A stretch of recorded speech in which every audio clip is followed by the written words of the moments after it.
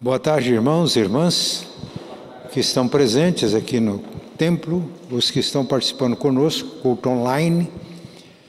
Deus nos abençoe neste momento. Nós nos reunimos para um culto de adoração, louvor e para ouvirmos também a palavra. Vamos ler uma passagem da Bíblia que está um versículo só, 2 Coríntios 5:17. Segunda carta de Paulo aos Coríntios, capítulo 5, versículo 17. 2 Coríntios, eu estou usando uma Bíblia que não estou acostumado com ela. 5:17. Quem está unido com Cristo é uma nova pessoa. Acabou-se o que era velho e já chegou o que é novo. Uma tradução diz o seguinte: se alguém está em Cristo, é nova criatura. As coisas velhas passaram, tudo se fez novo. Outra versão diz: se alguém está em Cristo, é nova criação. As coisas velhas passaram, tudo se fez novo. Em Cristo somos nova criatura. Passou o que era velho, tudo se fez novo. Hoje, bem cedo de madrugada, eu estava orando e pedi que Deus me trouxesse à mente um texto, uma mensagem para esta tarde. Eu me lembrei de um testemunho que foi dado numa igreja que eu pastoreava por um adolescente, na década de 60. O pastor Cléber nem pensava em nascer ainda. Década de 60. Eu estava no início do meu ministério. Tinha assumido o pastorado de uma igreja que enfrentava algumas dificuldades, alguns problemas, crise. Isso acontece nas igrejas. Diante dos desafios, Deus colocou no meu coração convidar irmãos da igreja que se dispusessem para orar com o pastor todos os dias durante um tempo, às 6 horas da manhã. E começamos a orar. E Deus atendeu as nossas orações e algumas famílias foram transformadas pelo poder do Evangelho. Famílias que já faziam parte da igreja, enfrentando lutas, problemas, dificuldades, conflitos. E diversas famílias foram transformadas. Dentre elas, a família deste adolescente que deu o testemunho. Eu não me lembro, ele deveria ter entre 16 e 17 anos de idade. Ele disse que ele chegou à noite na casa dele e a família estava fazendo uma reunião de oração. Esta reunião aconteceu espontaneamente. E coisas maravilhosas aconteceram naquela reunião. Muitos foram quebrantados, houve confissão de pecados, houve perdão entre as pessoas da família. Ele era um adolescente. Ele disse que ele não teve nenhuma experiência assim que mexesse tanto com as suas emoções. Ele não chorou. Mas ele disse que naquela hora que eles estavam reunidos como família, como que passou na mente dele um filme, revelando tudo o que ele era. Era um menino que tinha se desenvolvido na igreja, com a família, e pecados dos quais ele não tinha consciência, mas foi como que um filme, foi revelando. Mas ao mesmo tempo ele percebeu a manifestação e a revelação da graça de Deus, do amor de Deus para com ele. E ao mesmo tempo que aquilo levou a um arrependimento, ele experimentou a graça, o perdão, e ficou muito alegre, feliz. Não teve explosões emocionais de alegria. Alegria no espírito. E nós tínhamos trabalhos na igreja, trabalho com mocidade, adolescente. Eu sabia da experiência e pedi para que ele desse um testemunho na igreja. Isso já faz tempo. Foi na década de 60, lá para o ano 68 ou 69. Eu vou contar o testemunho procurando aqui reforçar a base bíblica. Ele disse que ele passou por aquela experiência e a vida dele mudou. Ele passou a viver uma vida nova. Não nova na idade, porque ele era um adolescente, mas uma nova vida. E ele diz: eu gostaria de contar para vocês o que acontece. E ele estava falando para um grupo de jovens, de adolescentes. Ele diz: eu aprendi, estou aprendendo que a gente joga em 2 times. Uma linguagem de adolescentes para adolescentes e jovens. A gente joga em 2 times, todos nós. É o time da carne, cujas regras são da velha natureza humana. E as normas desse time, ele disse no seu testemunho, é luxúria, invejas, porfias, glutonarias, bebedices, coisas que impedem a pessoa de entrar no reino de Deus. Eu jogava nesse time. E as camisas do meu time tinham essas cores horrendas: fornicação, adultério, prostituição, avareza, invejas, porfias. Mas a graça de Deus se revelou. Ele me deu a oportunidade de mudar de time. E para isso eu desci aos vestiários para trocar o uniforme. E no vestiário estava Jesus.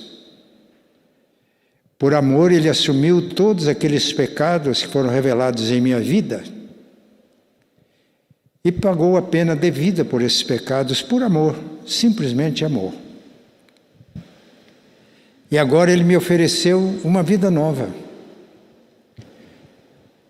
As minhas vestes que estavam sujas foram lavadas e alvejadas pelo sangue do Cordeiro.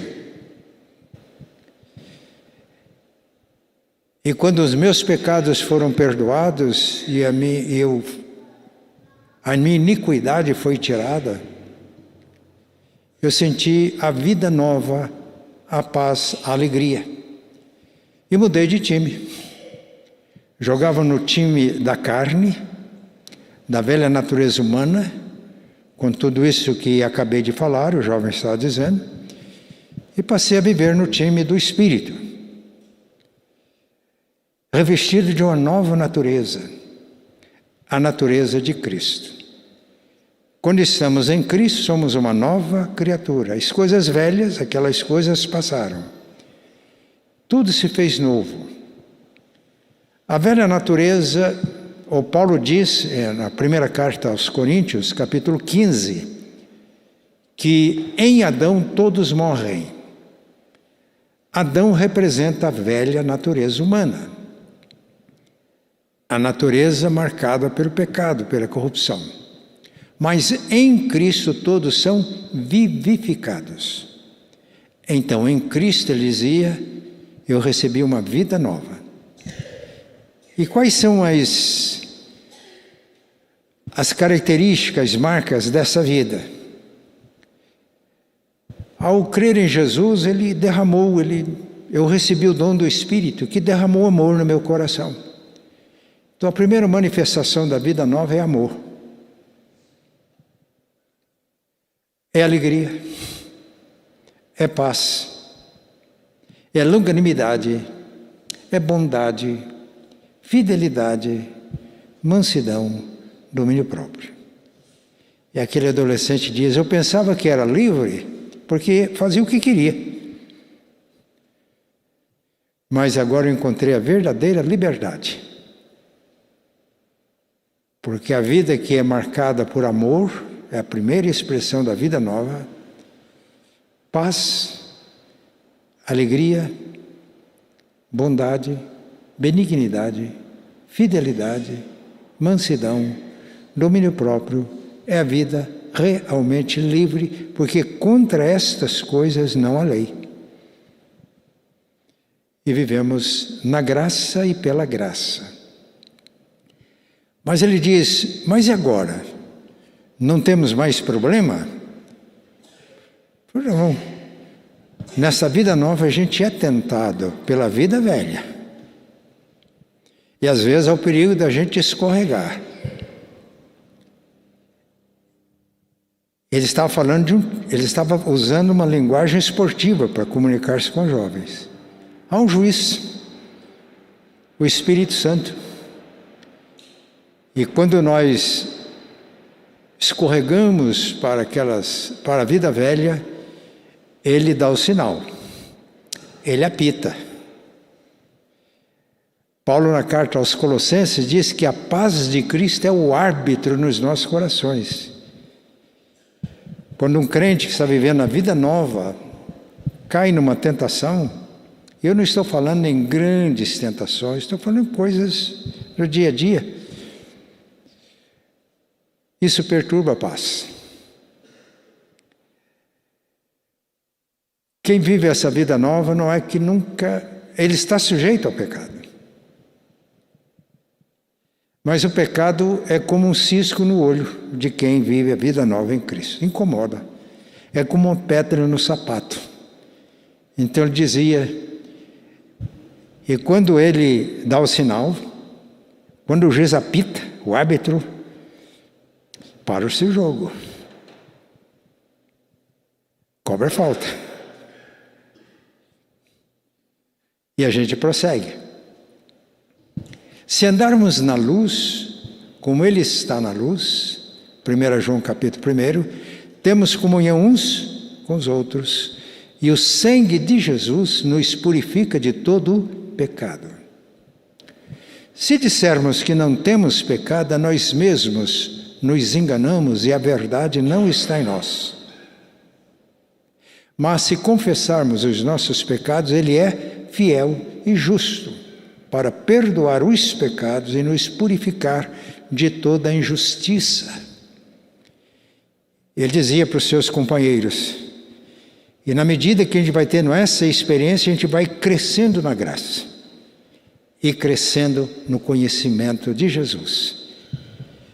E passamos a experimentar esta liberdade que temos no Espírito.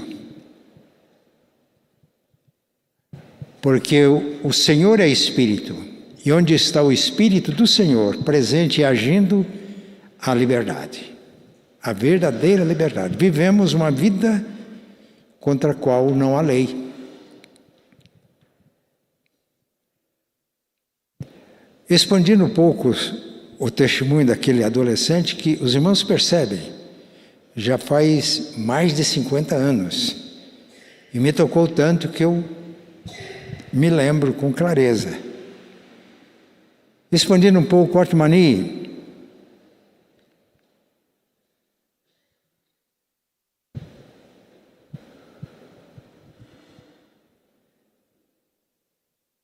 fala que quando o Espírito de Deus habita em nós, o desenvolvimento da nossa espiritualidade é liberar estes valores e recursos que já estão em nós. Essa nova vida, ela flui de dentro de nós e ela alcança as pessoas. Então, aquele adolescente, na década de 60, final da década de 60, 68, 69, eu tinha lá os meus 28, 29 anos de idade, ele prosseguiu. Hoje, ele é um pastor, ele e toda a família servem ao Senhor, já fez 70 anos de idade, porque essa é a vida nova, cresceu, e hoje ele é uma bênção nas mãos de Deus. Vamos refletir um pouco. Se você já converteu a Cristo, você está em Cristo, e quem está em Cristo é uma nova criatura. As coisas velhas passaram. Mas se você volta para as coisas velhas, isso vai perturbar a sua vida espiritual. Você não vai ser feliz. Mas o Espírito Santo não abandona a gente. O Espírito Santo é muito gentil. Ele não arromba a porta, ele não violenta, ele não força. Mas de uma maneira muito clara ele fala a nossa consciência. Ele nos alerta. E quando ouvimos então o Espírito Santo nos alertando, é o momento de a gente parar, confessar pecados, libertando das coisas que são velhas, para que aquilo que é o novo de Deus em nós possa ser liberado, crescer e desenvolver. Então, quem não é convertido precisa de conversão, como aconteceu com aquele adolescente. Ele tinha sido batizado na igreja, cresceu assistindo às aulas da escola dominical, seus pais todos professavam a fé, mas aquela família estava com muitos problemas, porque estava voltando para as coisas velhas. Deus, na sua misericórdia, fez com que começasse a voltar para Deus, tivesse uma experiência profunda de renovação, de reavivamento espiritual. E um adolescente percebeu que a vida em Cristo e no Espírito é rica, é real. E nada no mundo, tudo mais no mundo que ele estava experimentando, mesmo alguém frequentando a igreja, era lixo do mundo. Ele concluiu isso. Deixei o lixo para usufruir as riquezas que Deus tem para nós. Se alguém nos ouve, ou aqui no auditório, em casa, e não se converteu, é o momento de se render a Cristo. Como aquele adolescente naquela noite. E o Espírito Santo está agindo nos corações. Se nós já convertemos, é o momento de pedir que o Espírito Santo revele para nós tudo o que nós estamos vivendo e buscando, que é da natureza de Adão, das coisas velhas que trazem problemas, conflitos. E ao invés de uma vida plena e abundante, que é o que Deus tem para nós, mesmo sendo crentes, ficamos vivendo uma vida ruim, feliz. Não é isso que Deus quer para a gente. Deus quer para nós uma vida plena e abundante. Então, essa tarde, quem ainda está jogando no time da carne, do velho Adão, eu disse que o chefe desse time era o diabo. Ele falava, adolescente, ele falava com toda a clareza. O capitão do outro time dizia Jesus. Eu mudei de comando. Deixei de obedecer aos comandos do diabo, ele disse com toda clareza, e passei a obedecer os comandos de Jesus, o meu Senhor e Mestre, que deu sentido para a vida daquele adolescente, e dá sentido até hoje, servindo a Deus, ele e toda a sua família, como ele um pastor. Que Deus nos abençoe. É o momento de quem ainda não se converteu, ainda que seja membro de uma igreja, é o momento de render-se a Cristo como Senhor e Salvador. Os que já estão em Cristo, de renovar tudo aquilo que Ele tem para nós, de um reavivamento espiritual. O povo de Deus sempre enfrenta fases de reavivamento, e a nossa igreja está precisando de um reavivamento espiritual. É uma necessidade básica. Se estamos sentindo essa necessidade, vamos ficar de pé e vamos orar? Eu estou orando por isso. Orem por mim, para que uma igreja seja reavivada espiritualmente. Começa do pastor, presbíteros, diáconos, rocha, turma do louvor, louvando e adorando no Espírito. Todos nós. As coisas pequeninas que a gente faz têm um significado enorme quando nós estamos no Espírito e vivendo no Espírito. Sem isso a gente faz muita coisa e não vê muito sentido. Vamos orar então?